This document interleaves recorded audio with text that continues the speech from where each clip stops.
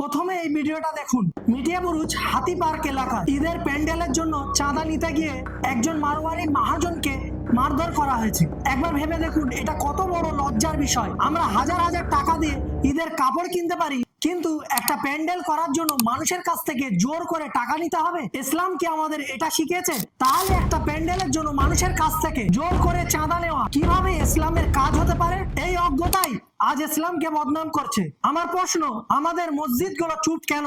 মসজিদের ইমাম সাহেবরা মাইকে চিৎকার করে বলেন মদ হারাম, এটা হারাম, ওটা হারাম, কিন্তু যখন আমাদের আশেপাশে ইসলামকে বদনাম করা হচ্ছে তখন কেন এই মাইক থেকে এই অন্যায়ের বিরুদ্ধে আওয়াজ ওঠে না? মসজিদের কমিটিও এই বিষয়ে কেন চুপ করে আছে? আজ আর একটা স্পষ্ট অন্যায়ের বিরুদ্ধে মনে রাখুন, কিয়ামতের দিন এই নীরবতার হিসাব অবশ্যই দিতে হবে। আল্লাহ জিজ্ঞাসা করবেন, যখন ইসলামকে বদনাম করা হচ্ছিল তখন তোমরা চুপ ছিলে কেন? তাই আজ আমার স্পষ্ট দাবি, যেমন মসজিদে আজান হয় তেমনি প্রতিটি মসজিদ থেকে ঘোষণা হোক, আমাদের মহল্লায় কোনো দোকানদারের কাছ থেকে জোর করে চাঁদা তোলা যাবে না। হিন্দু হোক মুসলিম হোক, কারো কাছ থেকে জোর জবরদস্তি টাকা নেওয়া সম্পূর্ণ হারাম। যদি কেউ জোর করে চাঁদা তোলে তার বিরুদ্ধে আইনত ব্যবস্থা নেওয়া হবে। ইসলাম শুধু নামাজ রোজার মধ্যে সীমাবদ্ধ নয়, ইসলাম অন্যায়ের বিরুদ্ধে দাঁড়ানো শিক্ষা দেয়। প্রত্যেক মসজিদের ইমাম ও কমিটির কাছে পৌঁছে দিন, যেন মসজিদ থেকে স্পষ্ট আওয়াজ ওঠে, জোর করে চাঁদা তোলা বন্ধ করতে হবে।